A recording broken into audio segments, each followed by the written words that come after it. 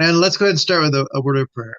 We do thank you, our God, that you create a universe and a world, send your Son, and you speak to us today as those who are beloved of you in a world where we're trying to understand what it means to be faithful witnesses to you, to understand the world and what it means to care for it, to be disciples of Christ, and also those who serve as Christ did the world in which we find ourselves. So help us to make those bridges today as we ask questions of what it was T.F. Torrance offered, that today we get to gain insight into, that others might hear our conversation and maybe too be invited on this journey. So we pray this all in your name, you who is Father, Son, and Holy Spirit.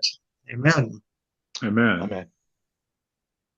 So the nature of our conversation today, again, we're looking at a book called Science and Christianity, the Blackwell Companion, Science and Christianity, edited by J.B. Stump and Alan G. Padgett. So this is obviously attempting to be a companion, so it's wanting to invite people into a conversation. The opening paragraph in the book, in the introduction, the last few decades, so this was published in 2012, so the last few decades is going to take us back into the 80s, we've seen an enormous increase in the scholarly attention paid to issues at the intersection of science and religion.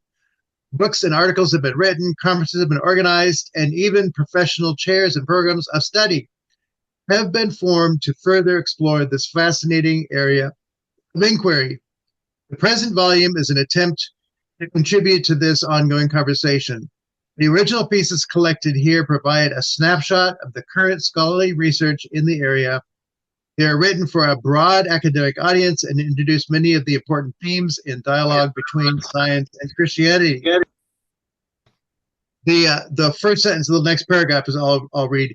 The academic field is now maturing as a second generation of scholars in this field reflects on the seminal work of the founding generation. I found it interesting, the layers, in a sense, of the conversation, that the sense that we're just in a second generation as viewed here on what has been a scholarship attempting to engage this. So according to those who are putting this together, it's really quite a new conversation, discipline even to say. And this book, which is, how many pages is it? 631 pages, has found plenty of conversation to talk about. Just to note briefly the kind of major sections within the book that say what does one do when dealing with this. There are a total of 11 sections within the book, each one with collected essays. Part 1 has 5 chapters, historical episodes, and so it deals with the history of science.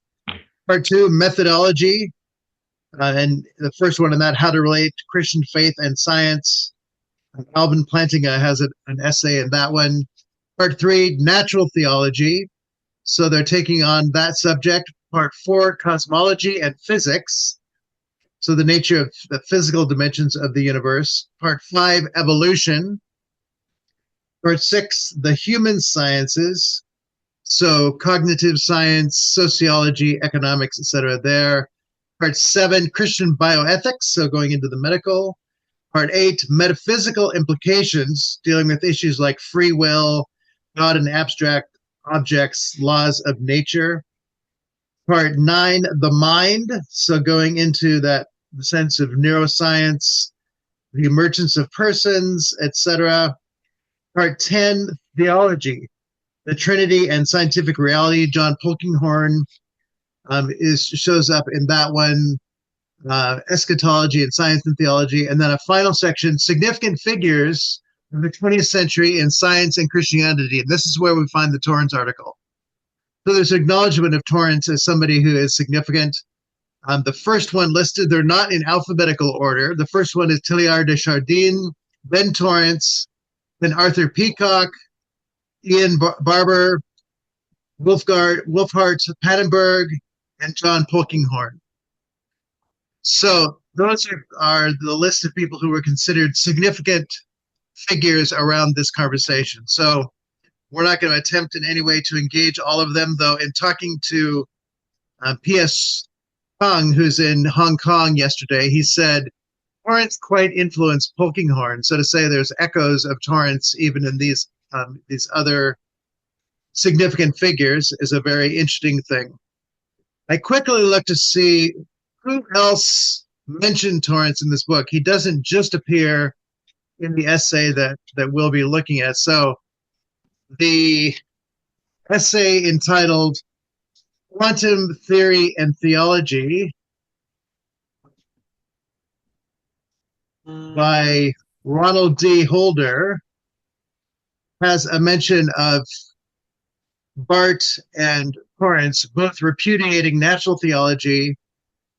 Torrance took a similar line. So there's just a recognition that this person is going to pursue something of natural theology, but with a recognition that Torrance and Bart were onto something and trying to clarify what science is and not merely collapse into it. So there's just an acknowledgement. Let's not set them aside. Let's recognize they didn't want to deal with it, but we're not going to exactly go there for that particular author. And then in the chapter entitled The Quest for Transcendence in Theology and Cosmology, there is a reference here, and the 20th century theologian Thomas Torrance finds a similar thought: if there is a real knowledge of God, there cannot be an incongruence between God as the known and the man who is knower. So it's regarding the question of the knowing of the human in the process that's going there, and that's going to lead into a discussion on transcendence. Later in the conclusion of that essay, he says the commonly accepted objectivity in science cosmology based on the presupposition of detachment from all personal subjective commitment also becomes impossible. And then he goes on to quote Torrance as one who has shown that it's impossible. Doesn't mention Polanyi there, but does mention Torrance as somebody who's significant for that. So then, of course, there's the essay we're going to look at today by Tapio Luoma. I don't know how to say his name right. We'll get that in a few weeks when we have him on with us. And then there's a mention in the article on Wolfgard Pannenberg. Torrance is mentioned in the opening statement here. Like Thomas F. Torrance, Pannenberg asserts that theology is not inferior in status to the sciences. So it's going to try and elevate Pannenberg by saying that both of them are recognizing the value of theology as a science. And then finally, in the essay entitled Don Polkinghorne, towards the end, in the wariness of allowing too much modification to traditional Christian beliefs on the supported basis of scientific or other secular insights, there seems, especially in Polkinghorne's earlier work, to have been an influence on him from the work of Thomas Torrance. So again, Polkinghorne is seen as somebody that is to be read not out of or merely parallel to, but actually in dialogue with and learning from T.F. Torrance. So anyway, just found it interesting to say, okay, we've got this, almost 2-inch thick book here, and Torrance gets dedicated space, and then he is spattered throughout in these other conversations. Marty, how much is that book from Britain? How much is that? You have to do an Amazon search. I think I got it a while ago. This is not a recent purchase for me, and the price is not listed anywhere that it's easily accessed. Published by Wiley-Blackwell. I think Wiley is an American publisher, aren't they? Yeah. But Blackwell is Oxford, so. Blackwell is Oxford. So maybe it's across the pond. Yeah. Bridging across the pond. Yeah. So hopefully you all were able to get the scan that I got for you. Yep. So that it was accessible. It's a book that doesn't sit well on the scanner, so I apologize for the right edge requiring some exegetical and scientific digging into what would that word be. But there it is.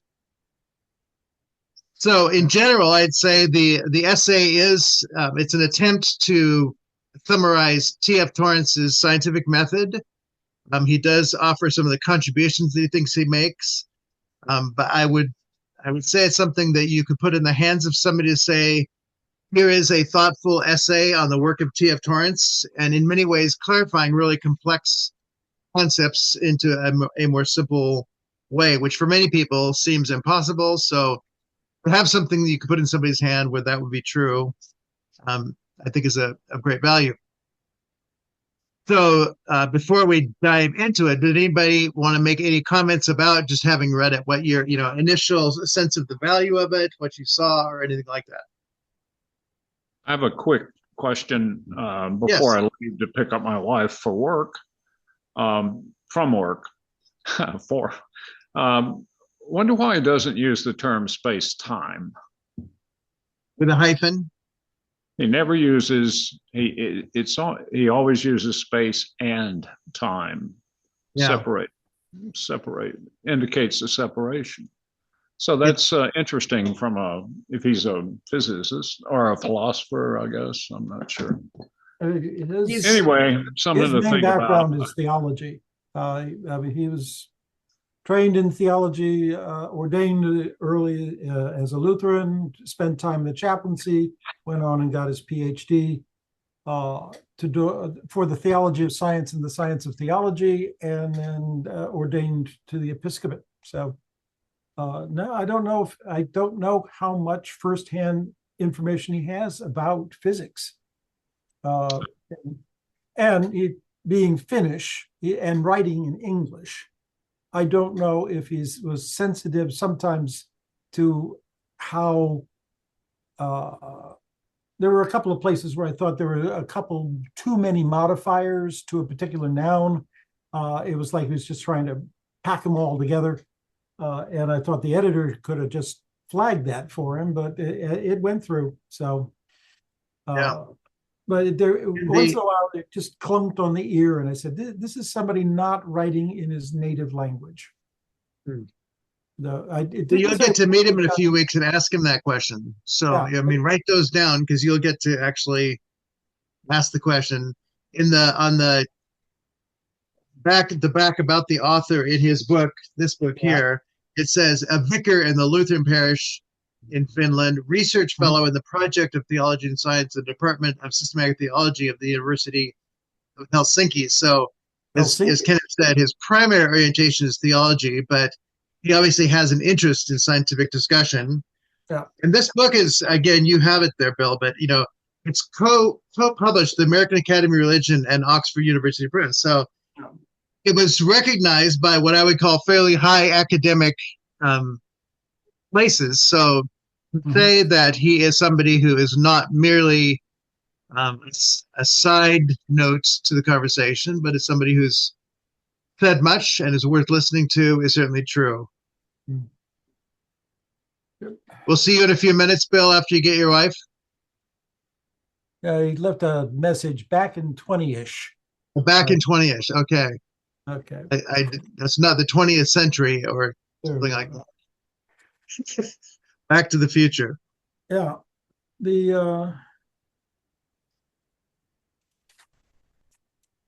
I came at it with the hermeneutic of suspicion. I was not sure how well people can write summary articles about Tom because he's so hard to summarize. Yes. I thought he did a very good job because when he focuses in tightly on how homoousion as an ontological statement, tying the eternal with the material and with the language. Sorry, I'm trying to remember what I read only 2 hours ago, but it is buried at the moment under some politics. It's okay. Yeah,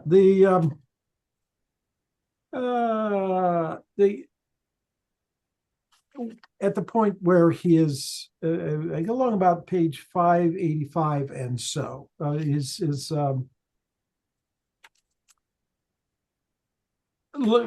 Tom had been insisting over and over again in the stuff we've been reading for months now that theology could learn from science and science can learn from theology. And Yes. I think it was in the preface to Theological Science that he said Christianity contributed two main ideas to Western culture. From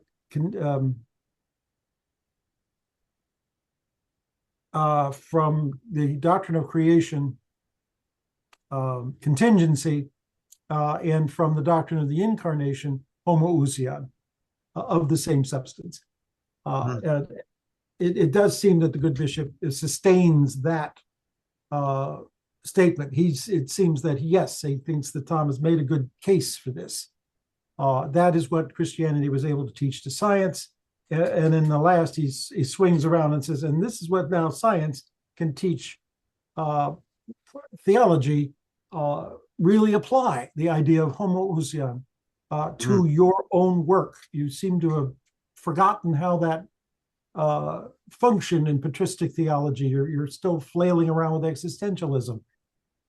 Push for being of the same substance, a genuine doctrine of the incarnation that has would have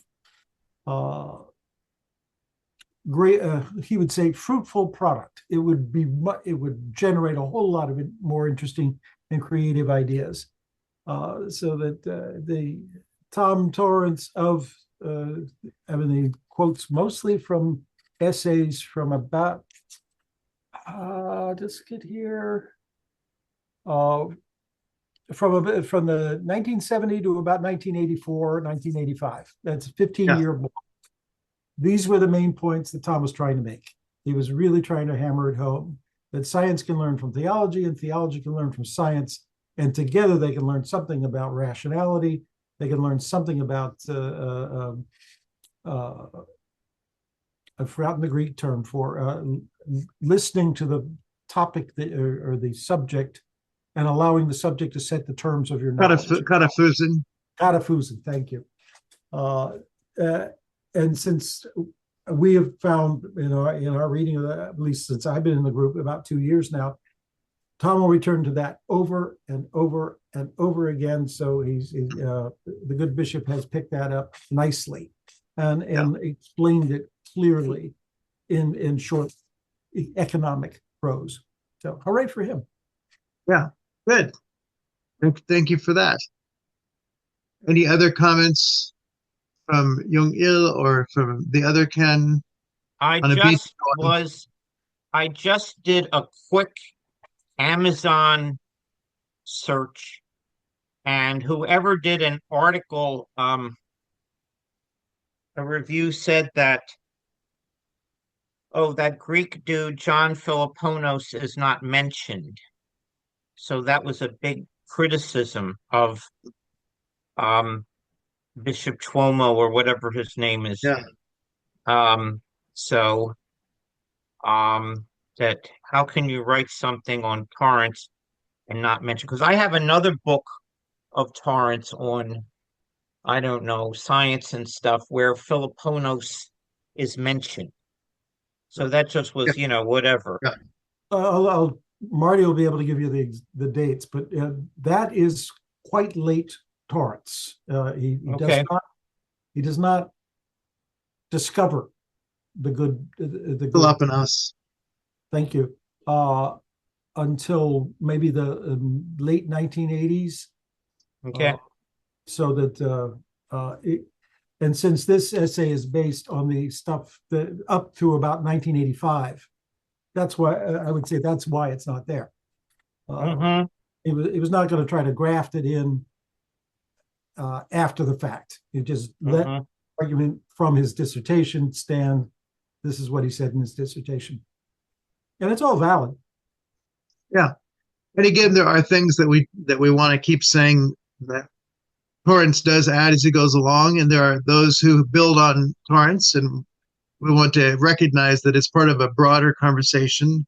If you're going to talk about Karl Barth, you're probably going to have to talk about other people influenced by Barth, Torrance being one of them. And to talk about Torrance without Barth or Barth without Torrance for us is to be missing something. And so it's always noteworthy to recognize the value of the conversation between them and what they add. And Bart is certainly affirmed quite strongly in this article as giving some key Christological scientific starting points. So another parallel might be how much does Bart use Kierkegaard? Bart uses Kierkegaard early on, but we read an essay recently that said that he did not have access to good German translations of the Danish, and he had pretty well dropped Kierkegaard as a interlocutor by the 1930s, and he didn't pick up on him again until the late 1950s. In semi-retirement or in his illness, when he had a chance to sit and read Kierkegaard now in new, good German translations, and so he works him back into some of his last stuff. So if somebody were going to be punctilious and read an encyclopedia article on Bart and say, "Huh, he didn't mention Kierkegaard," well, he does, of course, but beyond just the question of dependence or influence, I think it's an important thing to also just say sometimes somebody is saying something that's almost the same thing, maybe at the same time, maybe a different time, but they add things or leave things out that actually add greater clarity because they just explored, had some other voices or other insights that expand the conversation. I do think that when I do the article for Participatio on John McMurray, there are obviously definite quotes. There are things that McMurray just did that maybe Torrance didn't get to, but they expand the conversation. And so to say the nature of the linking of these ideas through the people just means that the community is creating something by virtue of even the touch points where there's almost tag team conversation. And you can say, yes, we got the touch, and this person took it in a further dimension in terms of the nature of what onto-relational might mean in terms of personhood. And there's no need to discount anyone, but just to recognize we're richer when we see them all as part of a broader conversation and don't have to choose anyone. But see how the dialogue, the interaction, the additions, if only he had seen this, it would have helped with this. All of that just makes our reading, I think, better. So for me, that's a big piece that dependence or influence isn't the only question we ask. I just picked up, this is Theological and Natural Science. This is a very late, 2002. And it's a lot of his late essays and occasional papers. One of them on Michael Polanyi, one on James Clerk Maxwell, and one on John Philoponus. So that, and that's by the time this book came out, the good bishop was already archbishop, and I'm sure he had a lot on his plate. So it doesn't go into the article. Question whether a book like this is really attempting to trace the history of the science and theology conversation and requiring at some level Torrance's study of the history of science to be part of it may miss the key points that Torrance is wanting to make or did make in just beginning to outline the methodology, the ontology, so that for the current conversation that this book kind of wants to represent, it certainly wouldn't have hurt to have John Philoponus mentioned here, but I don't know that it's worthy of a critique to say that somehow there's a neglect by leaving it out. So, it's always tricky. Go ahead. Back in college, I had an English professor who said, do not write a book review that starts with, this is not the book I would have wanted to read. I mean, it's like try to leave yourself out of it, all right? Just review the book. Yeah. So to say, as we begin to look at this, just to say, people need clear introductions to T.F. Torrance. Yeah. They're not easy to find, but I think this does provide that. And so for clarity's sake alone, it's valuable. Yeah. The bridging between the two is also something he does a better job than most to say why it's valuable for each of them, and in some ways gives theology the primary contribution that science picks up. He does go the other way as well, but it is often that science has done this, and Torrance used science to do theology. But it misses, I think, what is brought out here is that the other is certainly true as well. Yeah. So these are just some noteworthy things as we head into it. Let's say it isn't just another review. It actually makes, I think, a contribution at a number of levels. Yeah. When he talks, there's 3 points where we can still engage Torrance and maybe have a further, more fruitful dialogue. When I read through them and thought about them, I said, yeah, he's right. It would be worth hustling with those things for a while. But you're really right that I was looking at Collier, trying to see where in his book was this stuff, and it's scattered in paragraphs all through the book. And the epistemology stuff is gathered in the last chapter, chapter 9. Right. So I was really surprised that it seemed like Collier almost slighted what Tom in the 1970s, 1980s, and 1990s thought was the main thrust of his work. Why? Yep. How did that happen? But McGrath, once you cut out all the biographical stuff and a couple of other his early ethical stuff, the main epistemology stuff, which I think Tom really was much more concerned with epistemology. How do we know what we know, and how does God reveal who God is to us in way authentically and virtually infallibly? How does that get across? That he captures it beautifully. This is by the homoousion. If you read Torrance, Torrance is making these points over and over in books through 15 years of writing, and so he got the nub of it. And if he got it in 10 pages or less, that's darn good writing. Yeah, and he makes connections where you go, oh, I see that connection now, where maybe you don't get it over the many pages, as you say, that Collier, for example, might give. Yeah. I mean, I love Collier because of he almost daisy chains things. Yes. And occasionally say, I'm going to get into that in chapter 6, but right now I want to finish chapter 4. He has to do it that way because the original sources are that scattered and fragmented. This is not a scattered and fragmented exposition. This is nicely tied together. Yeah. And when I consider how he moves from point 1 to point 2 to point 3 to point 4, that's the way Tom did it in the Ground and Grammar of Theology. It takes it in the same sequence. So he's resonating there beautifully. Yeah. Good. So just to move into some of the article, I think it's important just to note the opening sentence particularly orients us. This isn't just an article about T.F. Torrance.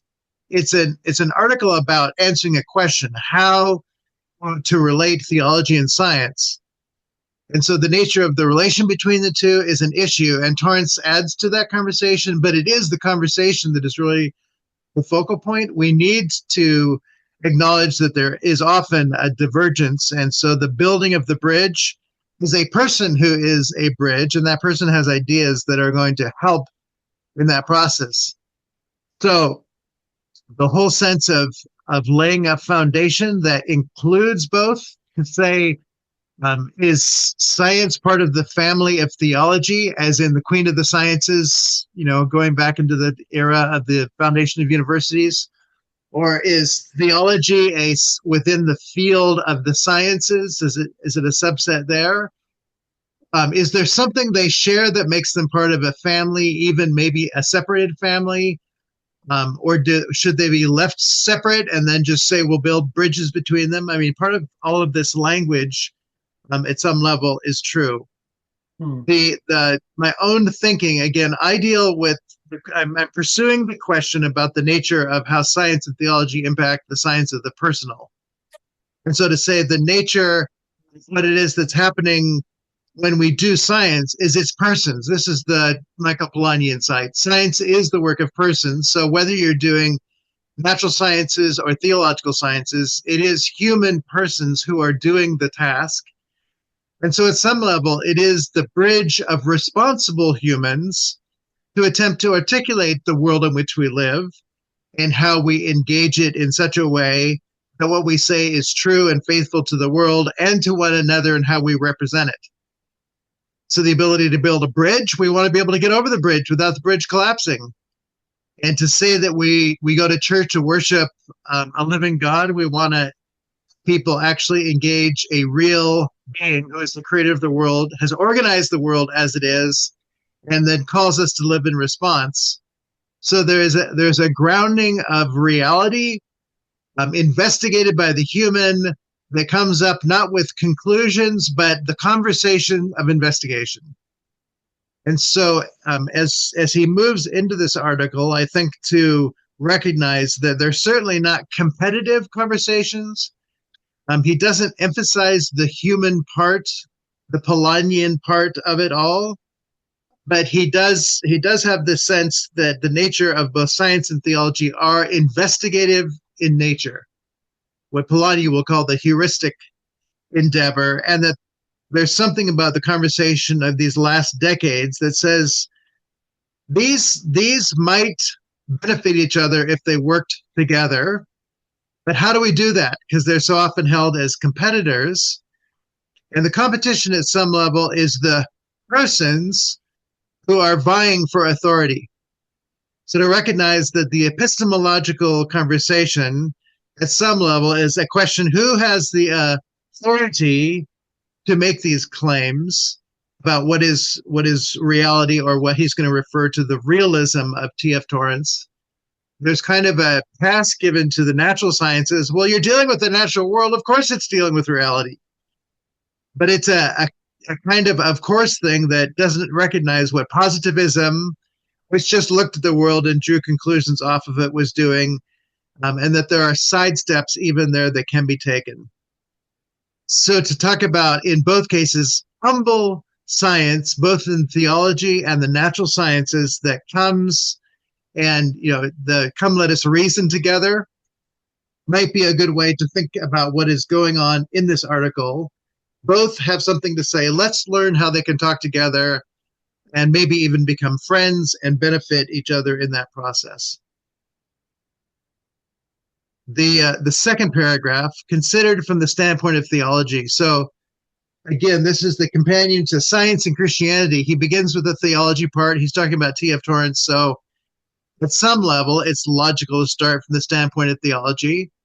But again, many people want to use Torrance when they're talking science and theology to jump to his scientific starting points, Polanyi, Einstein, and then show how theology benefits from that. So I think there's a nobility that Luoma has brought to the conversation by really asking what it is that theology contributes in this conversation.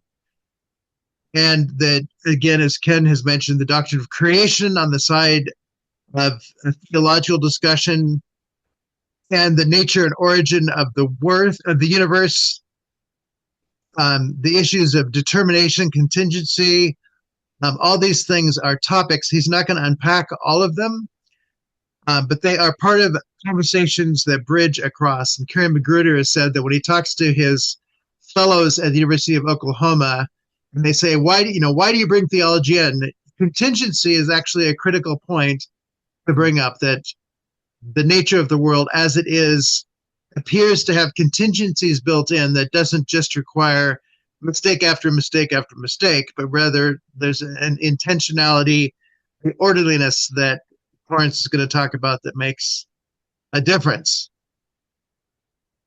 He does give in the third paragraph, then, the theological work of T.F. Torrance from 1913 to 2007 is of the utmost importance precisely in this respect. So, I mean, there's a valuing. The author is obviously for Torrance and is going to proceed with that without a lot of critique, questions, but never just saying he's wrong, which some people like to do. His treatises do contain important aspects of, for example, the doctrine of creation and its implications for theology, science, dialogue. And there's the hyphen that Bill says is missing from time and space. He hyphenates theology, science to make it a single conversation, which is interesting. Just, I mean, sometimes hyphens matter of things that are intended to be held together. And in this case, he holds this dialogue as a unified conversation. But one cannot find the core of his ideas there. Instead, the doctrine of Christ or Christology is the starting point, constructing links to natural sciences. So again, just to say, go ahead, Bill. It's two different things, right? I mean, space and time doesn't exist, does it? Space and time? All right. Not to Conceptually, conceptually, people break them apart. Yeah, but in reality. Right, but now you're thinking like Torrance. Good. I noticed young Ill is thinking about that one. Well, I mean, yes, Space and generally, time. yes, relativity does bring the two together and they are related. But I guess from a physical point of view, I think it's still okay to think of space and time as different in nature. Because even though mathematically they're related, that the invariance of one changes the other, nevertheless, you know, we cannot go back in time, whereas we can go backwards and forwards in space, right? So there is a fundamental difference, even in the equation of space and time in relativity, special relativity. The sign in front of the coefficient for time is negative, whereas the others are positive. So there's a fundamental distinction between the two, even mathematically. But anyways, that's getting really into the weeds here. So I don't think it's a problem that he uses maybe it's not into the weeds. And time. Yeah, I don't think it's a problem that he says space and time as opposed to space time, because space dash time is kind of a very jargon for physics, right? And on page 580, he quotes Torrance, and Torrance says space and time. Where? Page 180. 180? Oh, I'm sorry, 580. The small print is a quote from Torrance, 1980, page 55. The three words before the parenthesis is space and time. So just to defend that it is possible casually to say space and time, not always insisting space-time. Yeah, I see it now. Okay. The rational order immanent in the creation through the functioning of space and time. Yeah. That's a quote from the Ground and Grammar of Theology. Yeah, 1980. It's in the context of creating man endowed with mind as well as soul and body out of nothing. God created within the universe an intelligent counterpoint to the rational order, immanent creation through the functioning of space and time in that context. It's interesting. Now, the incarnation comes into it, and in that context, there is only space-time. Yes. And that becomes really mind-blowing to my well-worn mind. Well, I think the important thing to note, and when I said it wasn't going into the weeds, what Young Il is saying is it is appropriate to notice distinctives within a unitary way of being that may have distinctions within it that doesn't eliminate the whole.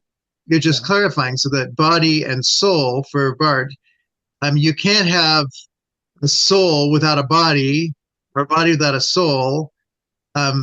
But we need to really hold them together as the whole of a person, but we can articulate distinctives within it. And so to say time and space, in the fullness of time, God sent for the Son born of a woman. And in a class that Bruce Metzger taught that I was in, he said, it was the fullness in God's time, but it was also in human time too. There was a unified world with a language that was able to express the gospel around the world. There's a lot, he says, in not just in the Kairos, but in the Chronos as well, that would say there was a fullness of time in all these dimensions. And so the basic argument there is to say, if we think one or the other, we tend to be collapsing into a dualism. So we have to hold them together, but allow for the distinctives to have integrity in their own right. Yeah. More reading is necessary. Well, the word necessary, it will be a great opportunity to. I don't want to be deterministic here. It's opportunity. It's not deterministic. No, I did. Want Yes, to, I want to be heuristic, right?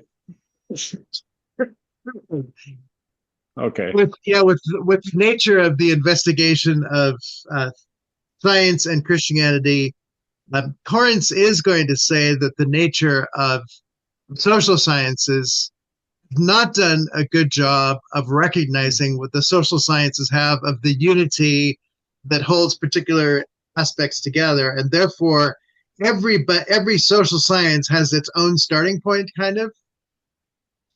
Even within psychology, you have those who start with emotions, those who start with the cognitive, those who start with the behavioral, and they build on that foundation. And so the loss of a unitary vision that can then pay attention to the distinctives within it, that yes, there is the physical, and it does emotively engage the world, and there's something out of that that becomes interpretive, cognitive ways of being. It's hard to find a scientific, sociological, psychological system that really does the integrative work that I'm really hoping that we find that Torrance really lays a foundation for that, and that it's in the nature of the God who, as person, creates a world, embodies himself in the person of Christ within it, and all these things are brought together as a unity with all of the distinctives of how we participated with other persons, with that which is non-personal, etc. So there is something, again, of the foundation of what Torrance is doing that I think does lead to something that has yet to be sustained, as far as I can tell, in the social sciences. But Torrance could see the day when it might happen. I don't know that he saw how it would happen, but I think he saw that it could and should happen. Bill, you've got a thought there. I can tell by the way you're stroking your not beard. Well, I ask AI. Forgive me, one and all, about the space-time thing. I'll shut up. It's okay. No, don't shut up. That's why you're here. Okay. I ask it, is there space and time today or only space-time? And AI comes back much as we have done today, as you fellows have done, classic physics, space and time, Newtonian view, separate absolute entities. Number two, relativity, Einsteinian view. In special and general relativity, space and time are fused into a single entity of space-time. This matters, or this means, and you know what that means, linked to the speed of light and so forth, gravity, the curvature of space-time. But is there only space-time today? In physics, yes. The best current theories describe reality as a four-dimensional space-time. But, right? And then I think I heard on the same lecture you heard, Young Il, I think, wasn't the lecture you heard in Pasadena, the Ground and Grammar lectures in 1980? Was it 80? I don't know if it was Ground and Grammar. I think it was Reality and Evangelical Theology. It was reality and evangelical theology, guys. Okay. At least that's the book that came out of it. Anyway, it says, in everyday experience, space and time still feel distinct, just like you said. And like Marty mentioned, in everyday experience, space and time still feel distinct, but in physics, different thing. I just grabbed my copy.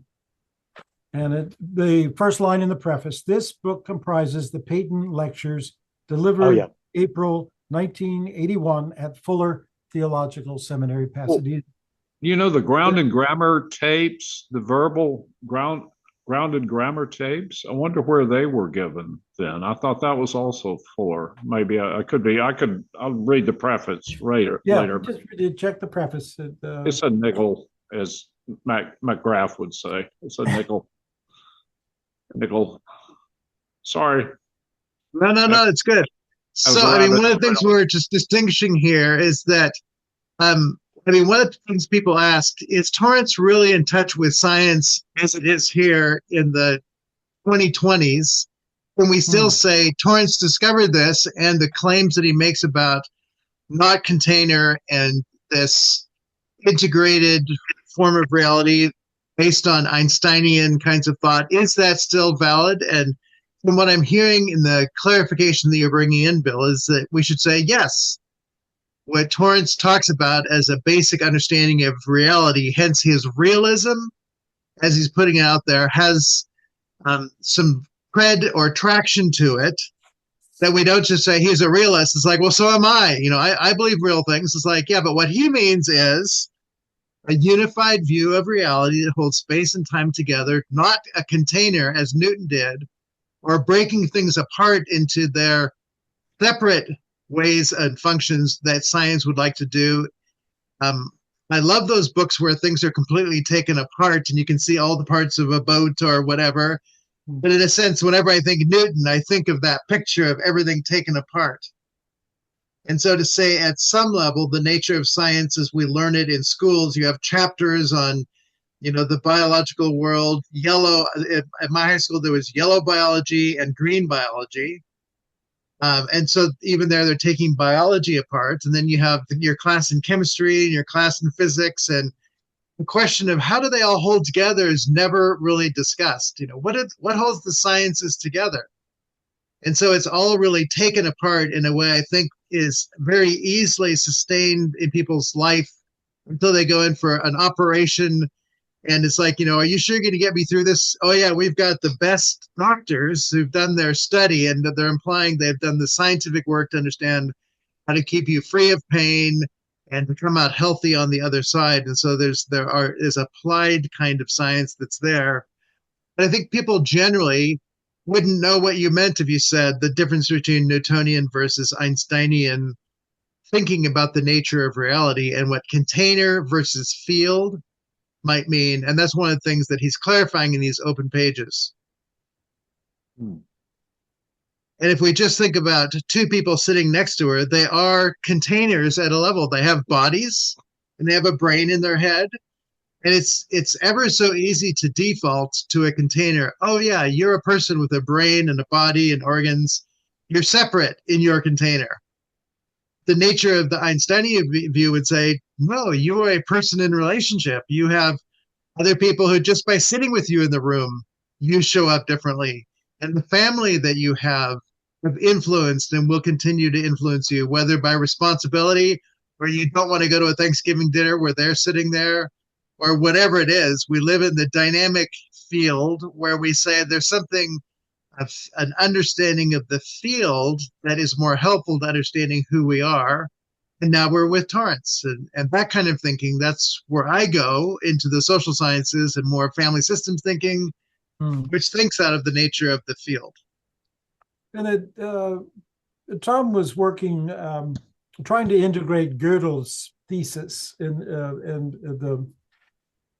that there was layers of sophistication and meaning at each system. You could start out with just pure math, but then at the end you realize there's certain basic axioms of math that you cannot demonstrate within pure math. You have to reach out from there into geometry in order to make some points about pure math.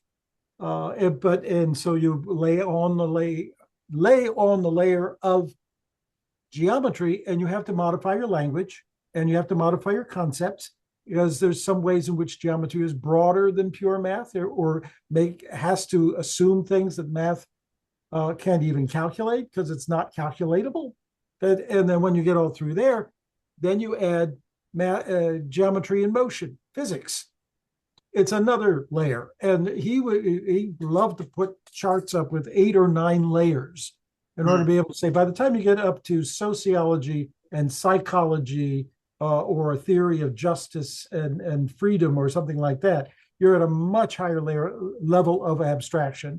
But it does keep referring back downwards to previous discussions to lift up meanings and demonstrate their connections. I think Ground and Grammar might have touched on that, because but it might have been in the Christian Doctrine of God, because there he was trying to craft how these all tie together in one vision, one conception. So it might have been there, but he was putting it up on the blackboard for all of us to see at the time, because he's saying all of these are true in their layers, but you have to put them into relationship with each other in order to have any of it meaningful. Mm-hmm.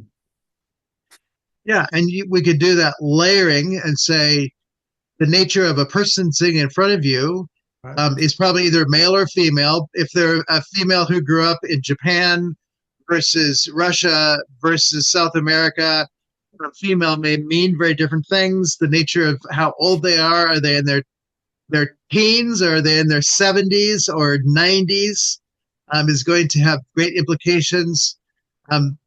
The nature of their economic status, educational status.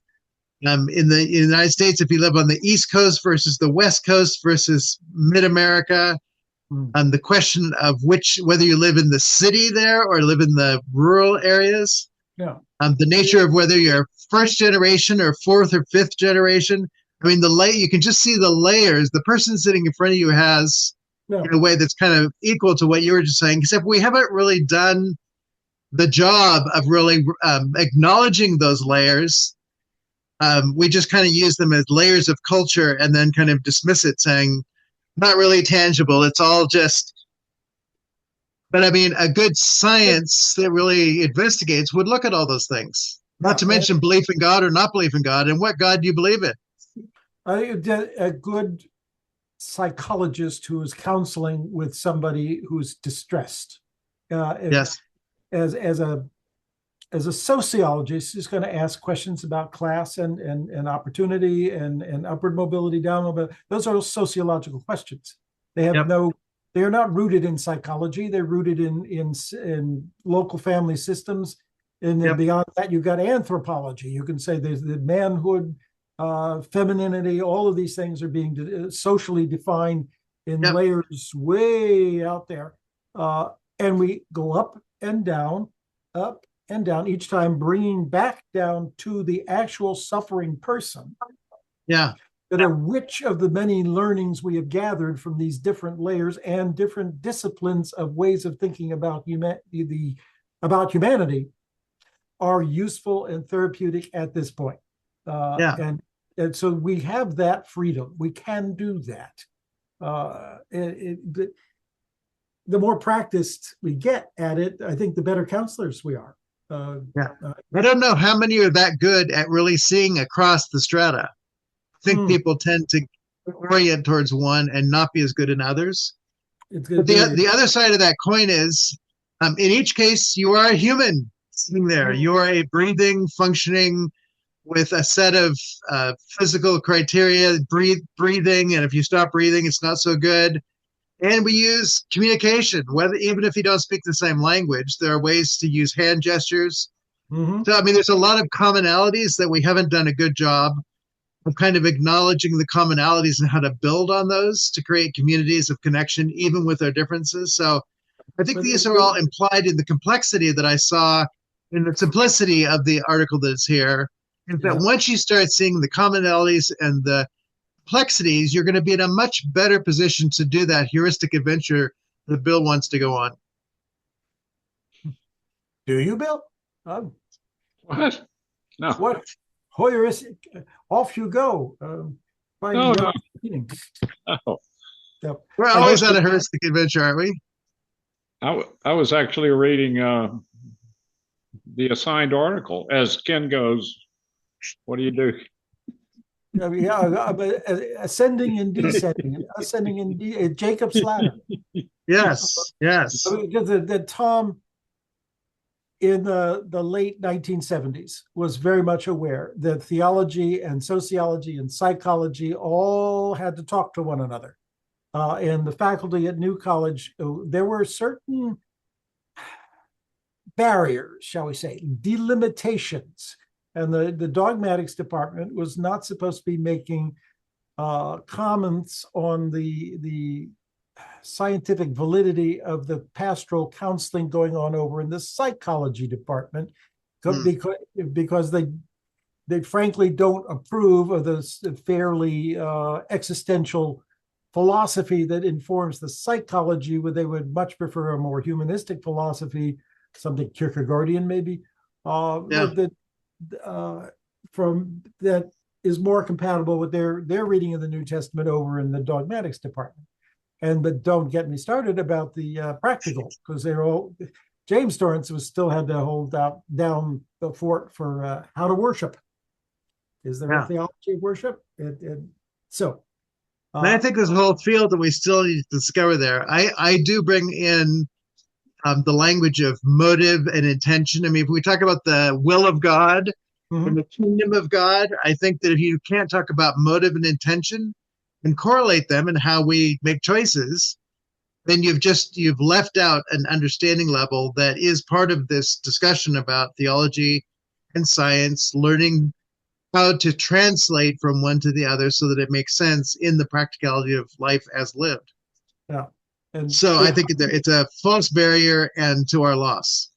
And behind that is an assumption, ought to be an assumption, that in God all things are one. All things are united. There is a unity behind all this diversity, and our quest is to affirm the diversity while cherishing and holding on to the unity. And one basic way of knowing. Yeah. According to Torrance. And Luoma, what's his name?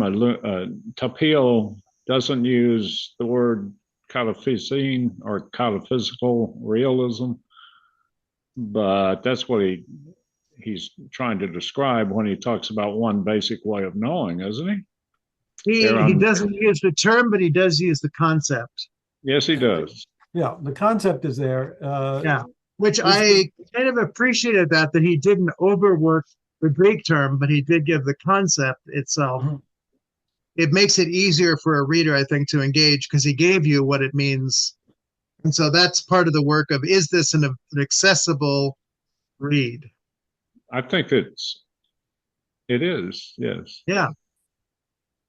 So at the bottom of the first page, in an unparalleled way, he's like, wow, I mean, that's a big statement. In an unparalleled way, Torrance binds together his deep theological knowledge of the theology of the Church Fathers, the Swiss reformer, and the outstanding Swiss theological figures of the 20th century, and the idea of modern physics and philosophy of science. That's a mouthful to hold together.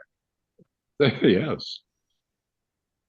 And to say he's unparalleled is to say that there is a bridging in the person of T.F. Torrance to these fields of thought. It means you really shouldn't too much. This is a homoousios reading. We shouldn't separate the person of T.F. Torrance from the study that he's done in the context in which he studied. He holds it together in his thinking and brings them out. Yes. We can't dissect him too much without seeing the way that he embodies the unification of these fields of thought together. In this, if we could take the Torrance's life, 2 paragraphs as a single thing, one thing he is pointing to is Torrance was always doing his theology as a Scot, as a Presbyterian, as the child of missionaries, and the Church of Scotland has been trying to come to terms with its Calvinist tradition for nearly 150 years, maybe even longer. because of the determinism of double predestination, which is built into the Westminster Confession of Faith, which is the only accepted theological standard of the Church of Scotland. Somebody had said it's the one theological standard none of us believe. That kind of irony that they have not been able to creatively talk about destiny, freedom, determination and indetermination, all these kinds of things. Torrance himself had already made up his mind that he was leaving the double predestination of the Westminster Standards behind. And that here in this paragraph, he says, from the standpoint of Calvinist orthodoxy, Torrance was too liberal, way too liberal. And from the standpoint of the modernist branch of the Scottish Reformed tradition, he was way too conservative.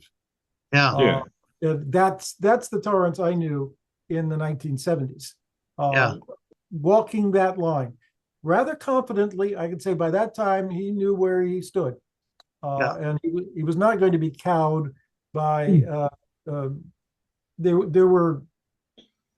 There were some segments of what had been the old Church of Scotland, which were now separate sects, and they all took the Westminster Standards as their theological definition, and they kept throwing it at New College, saying New College should not be training pastors for the Church of Scotland. It doesn't believe in the standards of the Church of Scotland.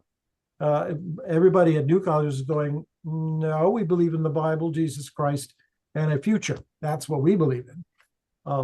You want to sit with your standards, you can sit with your standards. That tension was always there, but that was, well, I think why he brings it up here is that Tom needed to think about determinism early on, from McIntosh and from Daniel Lamont and others who had already worked this out.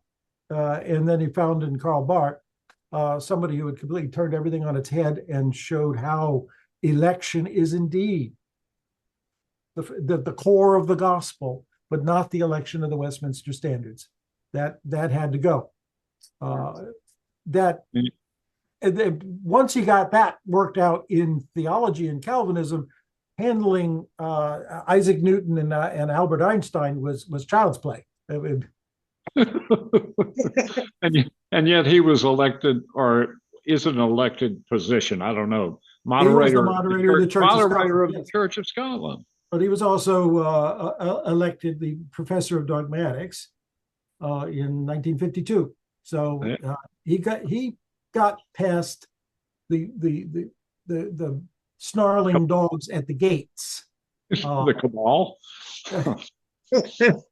and managed to do fine. But the year he was elected moderator, there was a fundamentalist minister in Northern Ireland, Pastor Glass, who was a bigot class 1 against all Roman Catholicism. And he would throw the Westminster Standards at everybody and Bible texts, just hammering them with him. And Tom knew the Bible better than that guy in the Greek, but he could not tell him anything because Tom would not affirm the literal meaning of the Westminster Standards, and that theological tension. I mean. Just translate it into your own theological context. I'm sure you have come up against ideologues in your own field and maybe even in your own family where you just cannot you just have to agree to disagree and not bring it up. And this guy was there with a microphone in his face trying to get him to say something about predestination or the Roman Catholicism in Belfast during the Troubles. I mean, it was...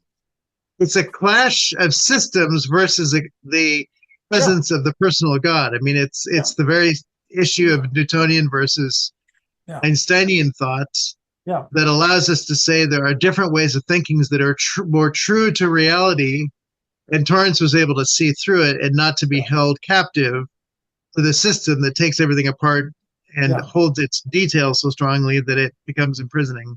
And he knew, and we know that you cannot convert somebody out of their bigotry in a single conversation. It's just not going to happen. So Yeah. uh, Yeah.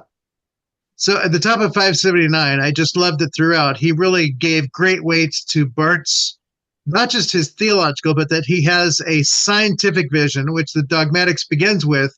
Mhm. As church dogmatics is a church's scientific self-examination of its distinctive talk about God. So to say, Barth's entire dogmatics was scientific, clarifying the nature of the reality of the personal God known in the person of Jesus Christ. And that statement gave Torrance something of the investigative work of theology and science, that you begin with the dynamic of what is given and not merely the categories into which you try and fit things, which is, again, that it's that distinctive. So to say that Barth, the great theologian, was able to give him that piece of the puzzle is quite significant. Now, at the bottom of 579, Bill, is where the kata comes in. So there's that little short, when it begins, space and time is the stage of God's revelation. The sentence that begins in the sixth line down, at the same time, it belongs to the nature of single rationality that the true reality of each object of investigation is respected. That's katafusen, right? Yes. Yes. So Yes. he is appropriately giving us concepts without having us trip over the phrase. But I love the word respected there, because there is a choice of the interpreter to respect the nature of something. And when we use often the katafusen, it's just interpreting according to the nature of something. When we interpret according to the nature of something, it is we who are doing the interpreting, but the word respect adds something to it, right? There is an acknowledging of respect, that a person is a person, a dog is a dog, a rock is a rock, that you don't try and make it something other than what it is. So Right. so I appreciated the word respect there as part of the scientific endeavor. But you take the time to consider what a thing is and then ask, now, how do I respectfully engage this to understand what it is within the system of environments or context in which we find it?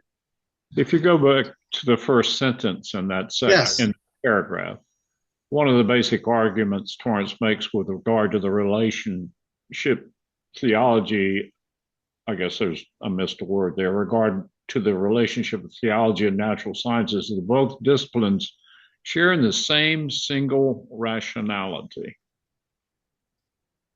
and that there's only one basic way of knowing. Yes. So the same single rationality is that reason is attached to true being. The single rationality, I believe, here is connected to what Torrance calls the unified nature of the world. And McMurray, Polanyi, Einstein all talk about the unified sense of nature. And so we don't say, oh, that's just your internal world that's going on there. It's the dualism between thought and the material world. That if we hold it together, that the nature of the whole of reality is a unified reality with a single rationality to it. And so we, as those who engage it in our heuristic investigation, our scientific work is looking at all one world, and we can't see things without a sense of the relativity, to use Einsteinian language, that everything has a relativity to it. And if you try and take it away from that, gravity won't make sense. But once you see that gravity is a function of the nature of bodies in relation to each other, etc., then you can see there is a single rationality that is holding it all together. And we simply haven't discovered the nature of all of the dynamics of what we might call layers, or the different dimensions of that relationality. But it is a single, unified world we engage. Go ahead, Young Il. So is the single rationality the ultimate rationality behind reality, because it is a creation of the God who is rational? Or is the single rationality the fact that we as humans have a certain way of discovering things, and that approach to discovering that rationality, we should be approaching every field. Basically, you can't turn off a part of yourself when you're doing one field of science Yeah. as opposed to another. But we ourselves are whole, right? The rational faculty that we have been given, we apply all of that to whatever we're studying. So is I it would single slightly rationality in the modify epicenter? that. I slightly modify it by saying ontology precedes epistemology. Therefore, to say the that which we study always has its being, and we epistemologically come at it being taught by the ontology of that which is there. And so our rationality, we don't want to take our many forms of epistemology, because then you can do the many places people start in psychological studies, right? So that if we proceed, there is a single reality that asks us to not read our categories onto it, but to come with the sense of the humility of listening and letting ourselves be taught, which, the nature of revelation is the theological equivalent to that. We are taught by God. We love because he first loved us. That which comes to us teaches us about the unified nature of reality with all of its particulars, which is why I appreciated your recognition of the distinction of space and time, that they aren't merely the same thing, even though they are part of a unified reality. So our coming to recognize, what time is it, is done within space. And if there is no space, then there's going to be no time, but we can distinguish within the unified reality. So if we just begin by saying Torrance is wanting to affirm a single unified reality created by God, and we are going to discover God because God gives of that unified reality in the incarnation, and the homoousios is to say the God who is ontologically the one who is the creator, ontologically holds all of it together. And in Christ, we discover God, and we discover the nature of God's purposes in creation. And so it's all held together in the homoousios. This is how I understood he was developing this in this article. And I think it's, for me, there was some gelling of thoughts together that I haven't seen before around that exact issue. But we certainly want to talk about the priority of ontology over epistemology, where traditional science loves its tools of investigation, and epistemology becomes every person's opinion on the best way to figure it out. And that tends to fracture rather than unify. Yeah. I just wanted to flag, we are reading we're reading theological science. And Tom has worked this all out in chapters 1, 2, and 3. So, and one of the things he says is as we begin any inquiry, by trial and error, sometimes just by presuppositions we throw out there and then pounce and then see if it works. The last thing that comes at the end, as we're wrapping up the inquiry, is that we study the epistemology of how we got there. Whereas instead of assuming that we've got to work out an epistemology first and then take it to nature and see what we get, that's the ordering of it, and it just means it's a lot more fluid and freeform than even scientists. The Victorian science was just not comfortable with how freeform modern physics seemed to be, because it just, doggone it, they wouldn't define things before they started posing theories. They would pose theories and then afterwards say, and that I know that theory is closer to truth because it heuristically it works, and other things. This is all, as I say, it's all go back and have a reread On the book. It's of that book, because that's the basic argument that theology and natural science both use the same rationality. It's the rationality in theology, it's the modes of rationality appropriate to God. And in science, it's modes of rationality appropriate to nature, but it's the same rationality. and the fact that we are able to adapt our modes of rationality is our freedom as rational beings. It's part of our rationality. Ken wants to get in here. Hey, Ken. All right. I want Go to ahead. throw two curveballs at you guys, since we're talking about ontology and all this Yes. other stuff.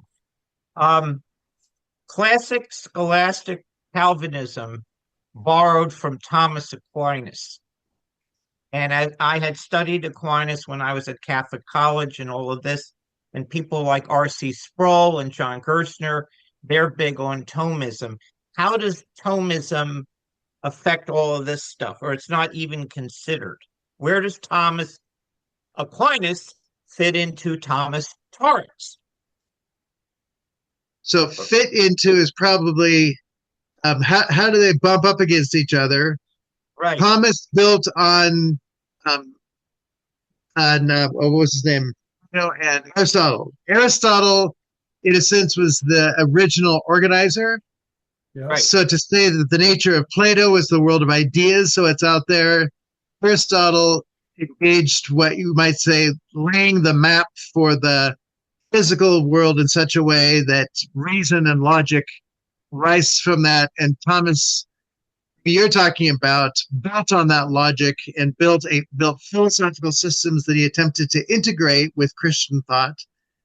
But as Karl Barth said, what that Thomas built was a two-story building in science, and the philosophers got the first floor, so you have to go through them before you get to the second floor where you have the Bible and theologians.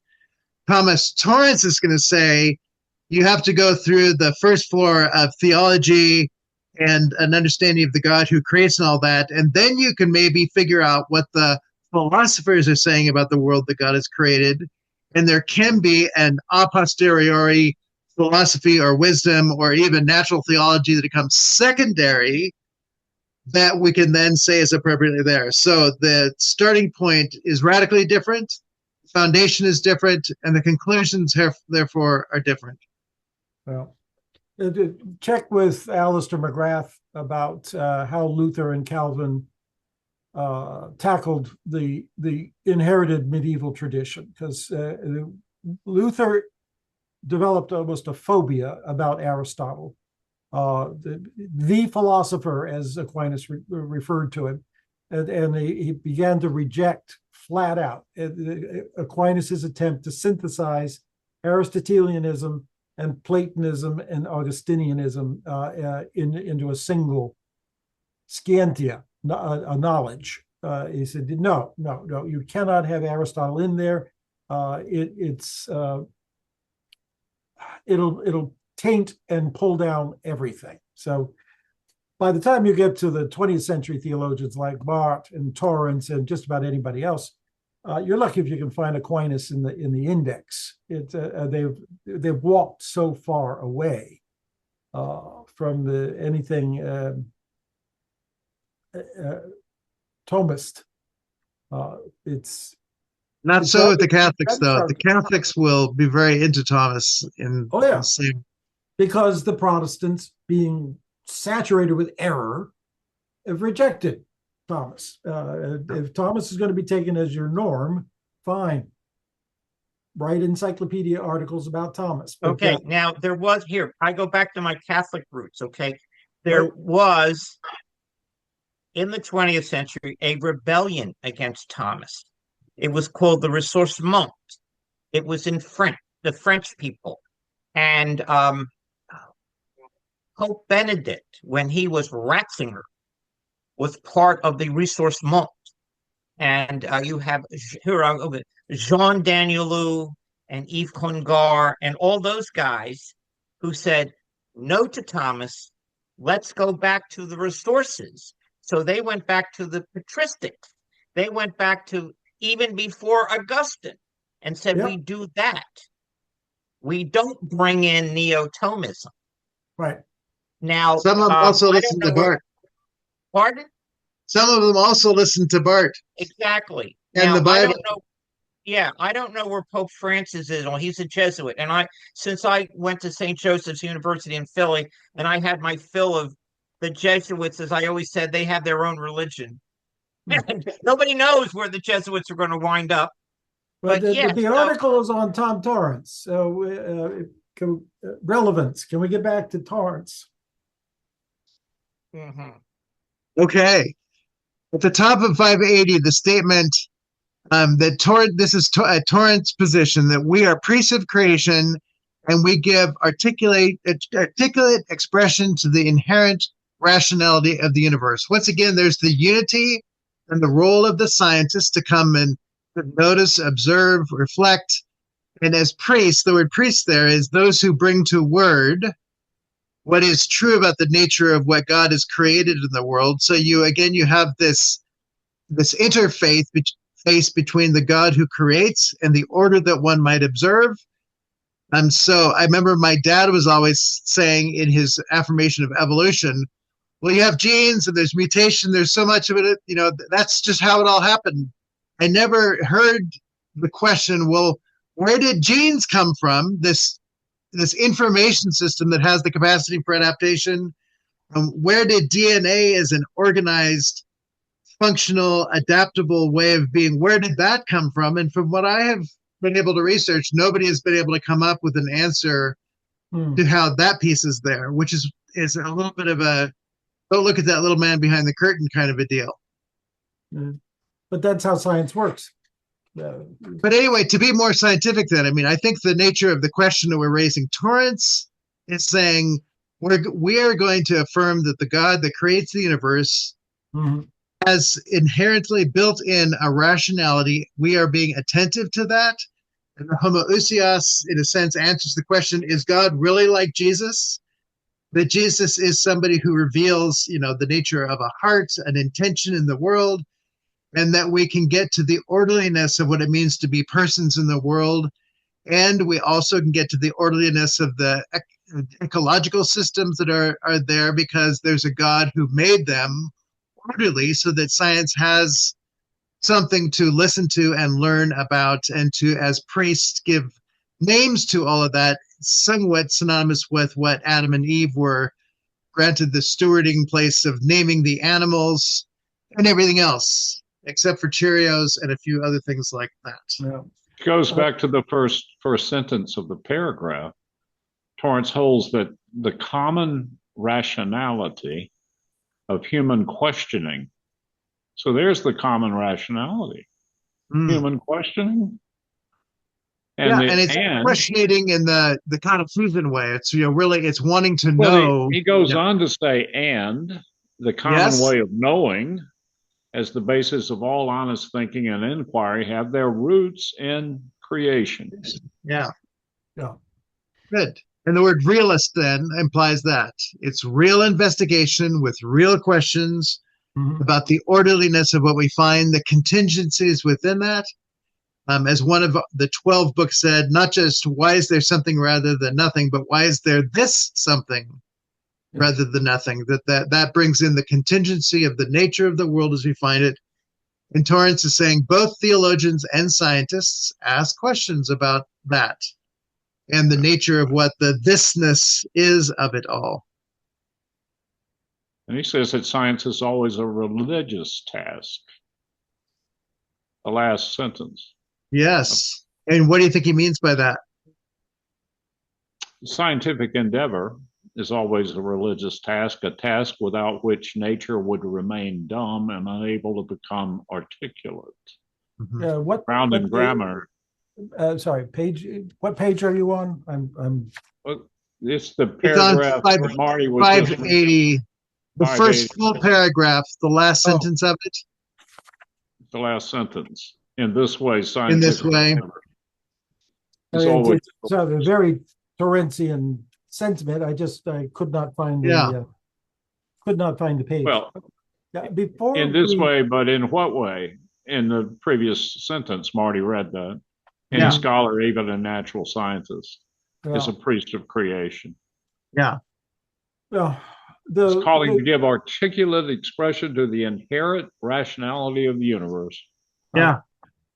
And you have to assume that is there. And that as you assume it is true, and you investigate, and the rationality reveals itself, it verifies itself at the same time. It cannot be assumed ahead of time. Sorry, the other way around. Assume. I wonder if there's another word for assume. I mean, to see a rock, you do assume the rock is there. You assume it has a history, that this rock probably once was maybe in a river, or it was formed out of a volcano, or at some level you're assuming it, but it's more than assuming. Because of contingency, we know something happened, that this rock came into being and came to be here where I could pick it up. And so that entering into the orderliness of the way that things are functioning in the world, Yeah. I wonder, is there a stronger word than assuming? Assuming just sounds like it's too much. We're not investigative enough. There's a kind of a sense of openness that I want to be there that doesn't bring in the word assuming. But that may just be my problem. We don't assume that a unicorn trotted in and dropped the rock there. That is true. But that was true for Isaac Newton also. So that all the way back to who was the late medieval early scientist that Tom was talking about in his first chapter. Darn memory issues. You talking about John Philopatus again? No. Okay. It's post-Reformation. Post-Reformation. Yeah. It's Bacon, Francis Bacon, and the first formulation of the scientific method. It says some assumptions we rule out. There's some assumptions we can rule in, and we test everything, and question everything. Before we get into method too much, to do justice to Ken's question, is there, if Ken were to go to the Tom Torrance Theological Fellowship website, which has a bibliographical database, enter the word Thomas Aquinas, would it pull out articles and things that have been written and flagged by the Theological Fellowship, so he can read up on Torrance and Aquinas on his own? I doubt there's much there. I think there's a book written on Karl Barth and Thomas Aquinas. Yeah, I think I have it. And there's a chapter, in the Karl Barth handbook, there's Barth's relationship. That's the problem with Barth, is the international celebrity theologian, and Tom is the more parochial theorist at the moment. And so until we get a handbook of Torrance that's as detailed and well researched as the handbook on Barth, how do we answer these questions? I have four handbooks on Barth. So anyway, I have to choose which one you. Yeah, I know. I got three. The Oxford Handbook. Yeah. The Oxford Handbook on Barth, which Logo Software sold for $18, and I picked it up. Mm-hmm. Yeah, I think there's several paragraphs on his relationship with Aquinas. Right. But we don't have a handbook like that for Tom Torrance, at least wise, not yet. And there's not even. Wait a minute. What about the T&T Clark Handbook on Torrance? They're essays that are helpful, but they don't get to the level of specificity that we're talking about here. Yeah. Right. But they do mention Hepa. There's a reform. At some point, he wants to allude to scholastic Calvinism, and he cites Heinrich Hepa, Reform Dogmatics, and also I guess it's Hukas, Religion and the Rise of Modern Science. I don't pronounce Dutch very well. So he does touch on Reformed scholastic or scholastic Reformed theology somewhere in the course of this essay. Go back and have another read at it and see if it doesn't pop out. I'm going to press on a little bit here, just to kind of to leave our future readers a little bit of a sense of more what's going on. So on page 581, the theological character of space and time, he goes into the dialogue between Arius and Athanasius, which Arius separates Jesus from who God truly is and collapses him into something that's human. That break in the relation is something that is unpacked as a break in the character of space and time, which, within really just a few paragraphs, he ends up talking about the distinction between field theory versus bounded container thought. This is the Newton-Einstein distinction that's there. So to say the theological affirmation of Christ as being fully God and fully human being is the bridge to an understanding of field kinds of thinking. And Maxwell, of course, is somebody who really built on that for his electromagnetic ways of thinking. So to say there you have theological affirmations that give rise to paradigms of scientific thinking that become helpful in breaking them out of something that was lost. In the last paragraph of that, I wrote to the left of it, person versus individual. The nature of psychology today is it's based on the disorders of the individual, thoughts, feelings, and behaviors, those things that become disordered. And so the assessment of those, if they need to be dealt with medically, you send them to a psychiatrist who can medically apply things. The psychologist deals with them in terms of talk therapy or other things like that. Was that? Where are you? I'm on page 582, the last paragraph. Whoa, that blew through a lot of stuff, didn't it? I mean, I'm a little bit surveying just the sense of the move from Arius to Athanasius is the move from container to relational, is the move from bounded container to field, is the move to person versus individual, and that the nature. Go ahead. Homoousios and ontologically identical and yeah. So anyway, all of these are interrelated things that aren't often brought together with the conciseness that they are in just really, kind of one page worth of content. Yeah. Say, oh, I can see here maybe where theology has created a new paradigm of thinking, which for me, field is the easiest to see there. Jesus opens up for us the complete field of the personal God, fully understand God and fully understand human. He is the one who opens the scientific door to a full understanding of those without dividing them one or the other, which that's the bounded, separated vision container mode that Torrance is wanting to stand against. So that is kind of the insight that I saw helpfully laid out there to really bring out the broad implications for the science and theology conversation.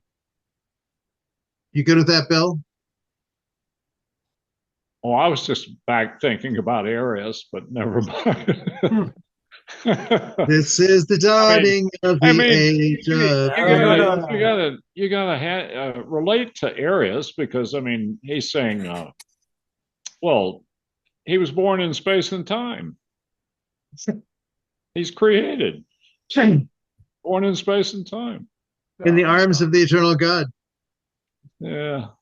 I did my first theological training in Boston, which is the land of Unitarianism. And so Arius actually appears in stained glass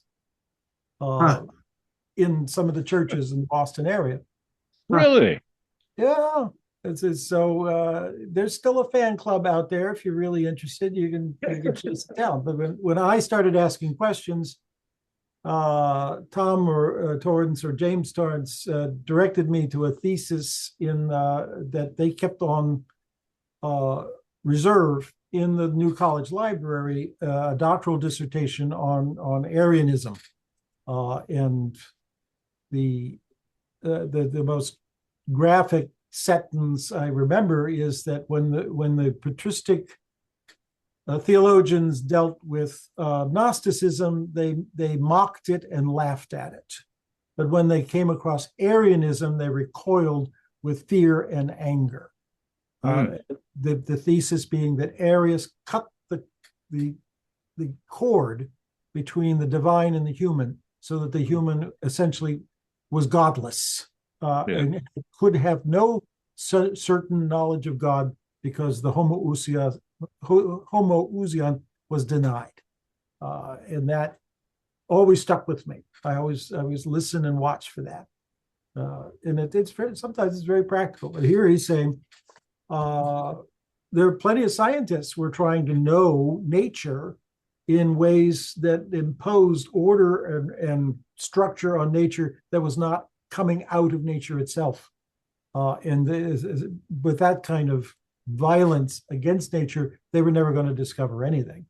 The homoousion was a lesson in charitable listening, fidelity to the nature of the object being inquired into. Which I'm going to jump from that into the next section, realism based on theology, to say that that attitude that you just said there, he takes into the onto-relational, which again is also the entering into the knowing that doesn't merely observe in a form of like positivism or observing, but that realism requires an entering into a dynamic relationship with that which is. So in the thinking of Torrance, the idea of onto-relations as entertained in theology and the Christian doctrine of the homoousion, relation between God the Son and God the Father, is a strong indication of outspoken realism in whatever science or field of inquiry. So again, he's taking the principle of delving in, indwelling, and all that is opened up by the nature of the homoousion. So it allows for a kind of realism which has a capacity for investigation which is not there in standard observing and merely doing a positivistic reading of what it is that's going on. So the whole nature at the top of 583, where the top line, every scientific endeavor must respect reality. That's Katafusan again, right? So again, as I said, it shows up, but it doesn't use the term. It uses the sense, the translation, and not force it into the straitjacket of human thought. So there you get the distinction of what the homoousion does, what realism now can look like. So when Torrance is using the word realistic science, it is the realism that comes from a respecting of reality and investigation that isn't putting it into boxes or straitjackets, but truly is allowed to be taught by what is there. He goes on to acknowledge Karl Barth and the nature of what it looks like in Barth's work to investigate through Christ. Midway down, he talks about Einstein then bringing this realistic view of quantum phenomena, and conversely feels critical towards so-called the Copenhagen interpretation, which I'm not real good on that, so it's not something that my interpretive skills have allowed me to go beyond what it means. Even though my grandmother was born in Denmark, Copenhagen, Denmark, I don't know what happened after she left, other than me. Mentions the problem with it there. Next sentence. Yeah, but I'm just saying I'm not sure I understand it. I'm not saying that it's not there. Oh, okay. If you'd like to articulate what it is, you're on mute, Ken. Oh, I'm sorry. No, The other Ken. So the other Ken. There you go.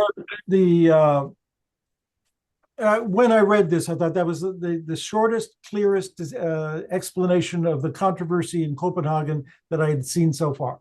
And I across it 2 or 3 times, because Einstein did not go to Copenhagen and did not wish to participate in it. And it says the problem with the latter, that is the so-called the Copenhagen interpretation, lies in its claim that we do not have direct access to quantum phenomenon themselves, but only to their appearances as expressed in their statistical applications. You see, there's the dualism. Okay. We know it in itself. We only know what it looks like to us and in our calculations. They're Arianistic with atoms. Yeah.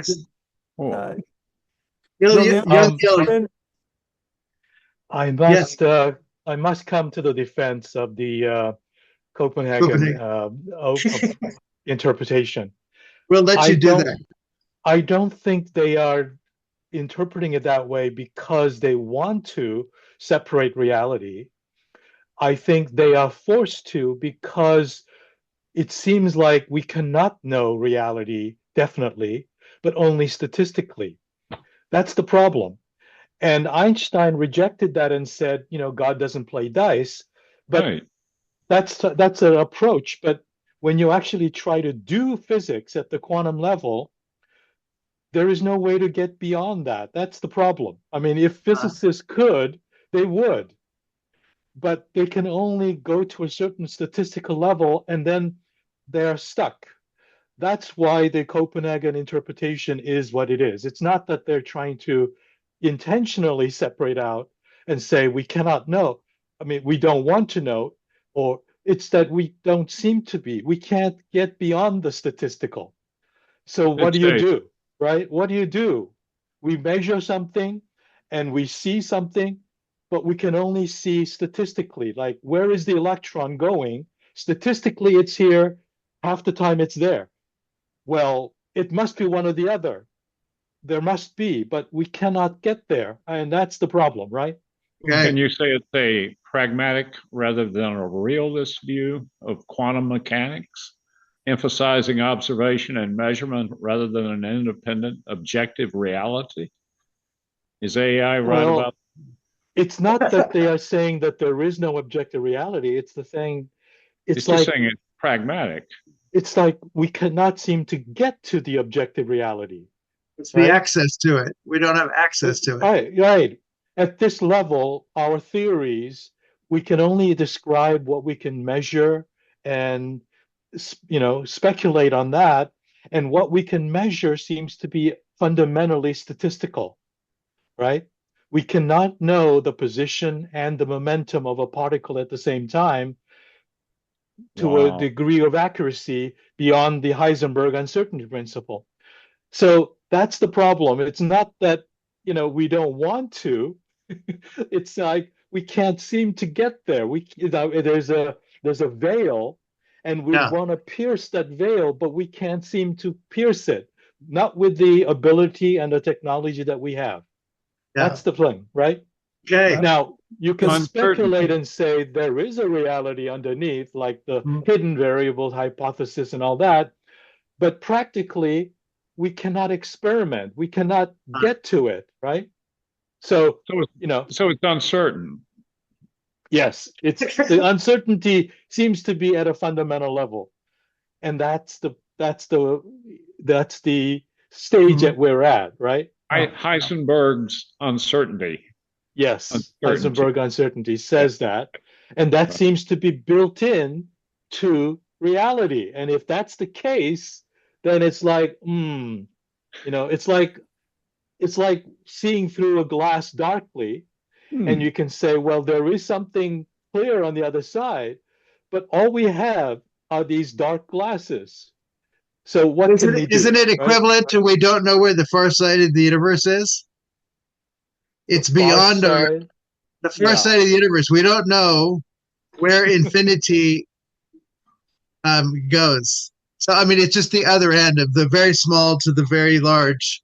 There comes a point at which we just don't know. Yes. It's a humility to acknowledge. Go ahead. But the point that physicists still argue about it 50, 60, 70 years later is a strong indication that nobody doubts that the particle exists. They're just arguing about whether or not we can tell where it's going to be at any moment in time. And maybe that is not the same thing as saying, since we cannot tell where it is in any place in time, where the cat may be inside the box or outside the box, that we're all going to resign from physics and go open cat shelters because we hate the idea of dead cats. That's the fact that we can't be overly precise does not mean that the whole effort is in vain. It's still, I think, critical realism. But I think in this article, he does say that there are still some questions that we do need to ask Torrance. And the one is, if he has hung so much of his explanation of theology on Einstein's critical realism, and then it turns out that Einstein is found wrong, does his project collapse? I remember a New Testament professor saying, you realize if we ever go to Palestine and find an ankle bone with a nail through it in a tomb called Jesus, the whole thing's done. We're finished. There's no more Christianity because there was no resurrection from the dead. That risk is built into everything we do. And so just the fact that we cannot eliminate the risk is not proof that the method is wrong or that the quest is futile. That's. Are they saying it's observer dependent? That reality. Quantum mechanics, yes, it is. Yeah. And that's one of the philosophical questions in quantum mechanics is that when you observe something, it seems to the what they call the collapse of the wave function, right? When you actually observe it, the electron is here or is there. We see it one or the other. But until we observe it, it could be in either place, right? And that's the question is, we are observing it and we seem to make reality definite. But then what is an observer? Is it our consciousness or is it our eyes or is it the instrument that is measuring something, right? And that's a philosophical question is, at what point does the collapse of the wave function happen when an observer, quote unquote, is observing something, right? An inanimate instrument can be considered to be an observer because it's measuring something. But then it is made up of atoms. And so, in a sense, reality is observing itself and is causing the wave function to collapse. And we don't know. At what point? That is an open question. Most scientists don't care about that because we just deal with measurements that we have in our lab. There's a huge theological implication. If reality is observer dependent, yes, does this suggest that a divine observer, God, is necessary for the universe to have a definite existence? Hello, Mr. Barkley. Some theologians suggest that God's sustaining presence collapses reality into being. Well, and Spinoza it's not bringing into reality, but it's making things more definite as opposed to probability. I mean, the question that Ken asked about particle that exists, the problem is we don't know what a particle is. Wow. Right? At that level, a particle is not like this book that I'm holding, right? When you get down to that level, light waves are photons. In order to see something, we need photons to see. But when a photon has the same energy level as an electron, and the photon hits the electron, is it hitting a particle? You see, that's the problem. And so ordinary words become fuzzy at that level of granularity. And so we have to be careful not to ascribe certain things, it is this or is not that, doesn't quite make sense. Wow. Yes, Kid McCarry, I see that hand. All right. Jonathan Edwards, I have a book called The Philosophical Theology of Jonathan Edwards. And the man who did that book, Sang Lee at Princeton Seminary, would say that Edwards' view of reality was kind of like George Berkeley, that kind of idealism that, everything's in the mind of God, therefore there's reality. And if God withdrew, there'd be no more reality, something like that. Yeah. That's very Hinduistic as well. That reality is all in the mind of Brahm. You've got the Jonathan Edwards scholars, and Ken and I have a good friend who's a Jonathan Edwards scholar, and they all argue and scream at each other about all that stuff. Yes. So I'm going to take us to the end here. Thank you, Mr. Moderator.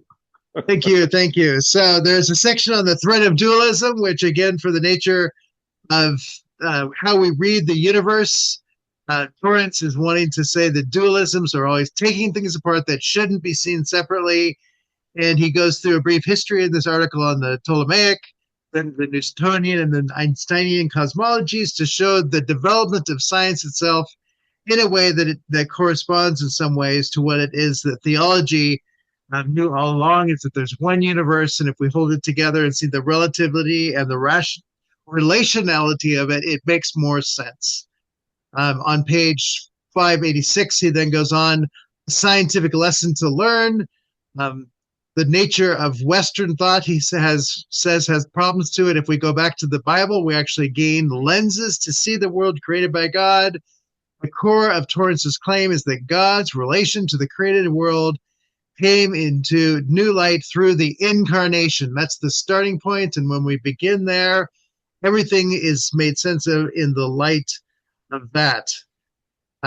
So on his last page, he is attempting to draw all these things together. The last paragraph before the conclusion, Torrance claims that just as physics has been able to throw away the burden of determinism and mechanistic ideas, theology should now do the same and return to the realist basis of its own enterprise to get proper knowledge of God. Theology should take seriously the ontological context to which the central issues of Christianity are attached, the Bible, and especially Jesus Christ. He says a bit more there, but just to say that it's a call to theology to do its work properly, which was certainly a call of Torrance's. He concludes with 3 points that he wants to make, in 3 points in 2 paragraphs. He also acknowledges an international research organization bearing Torrance's name, and that's the T.F. Torrance Theological Fellowship, where this is all posted. So we made the billboard in a sense. So the 3 things. First, Torrance's approach invites not only academic theology but also Christian worshiping communities to conversation. This is of utmost importance in our times. This is J.B. Torrance's move, of course, when we increasingly see fragmented religion and hear dualism and all that built into that.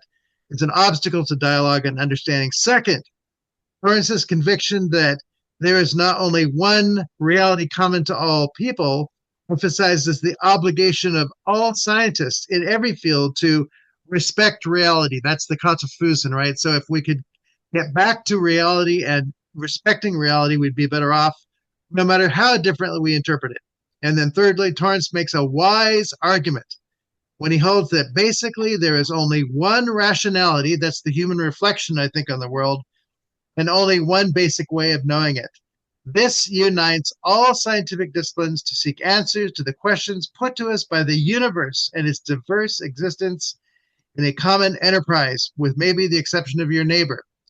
In the final analysis, theology and the natural sciences are homoousioi, of the same being. So there's this holding all things together, knowing it as held together, seeing God as the source, and through Christ we have access to an understanding of it in a way that allows us to be scientists and theologians together, understanding, building together, and living in a world out of something that is engaged in reality in our life and participates in it.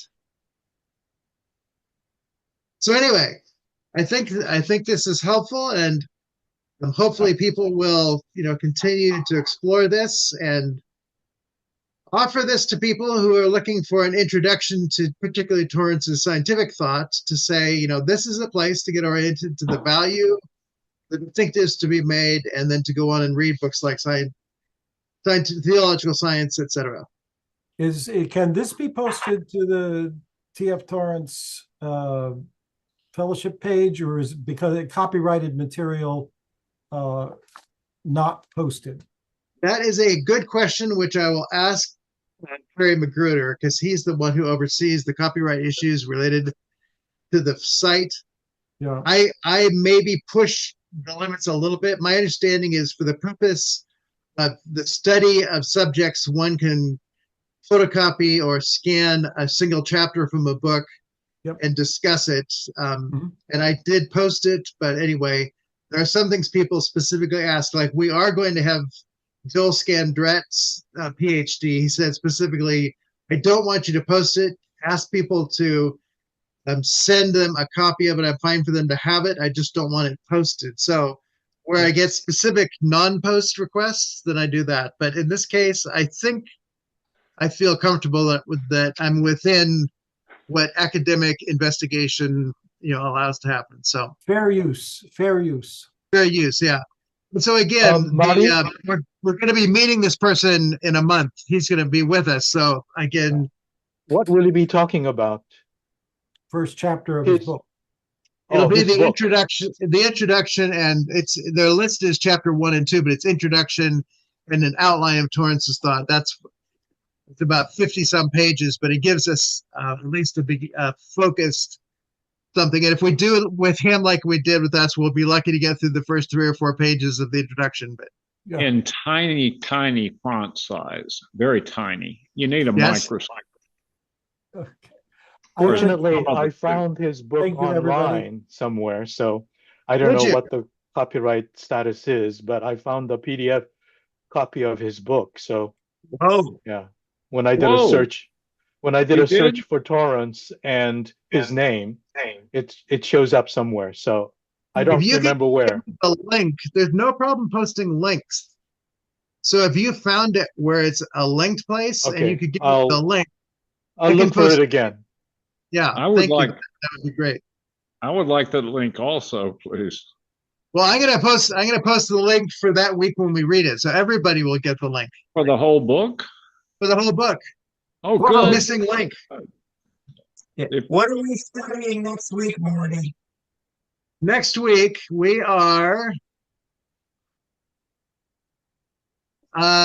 will be Travis Stevick will be with us, and we will be in chapter 4 of Theological Science, Nature of Truth, the Truth of God. Pages Okay. 141 to 160. That's our text for next week. All right. Well, listen, it was great to be with you guys. And Young, not being a science person, you've helped me get some ideas because I've read stuff. It's like, where are these folks going? Blessings to everybody. Okay. You as well. Thank Thank you all you. for being here. Great to be with Right you. on. Thank you, Marty. Thank you. Thank Thank you. you. Bye-bye.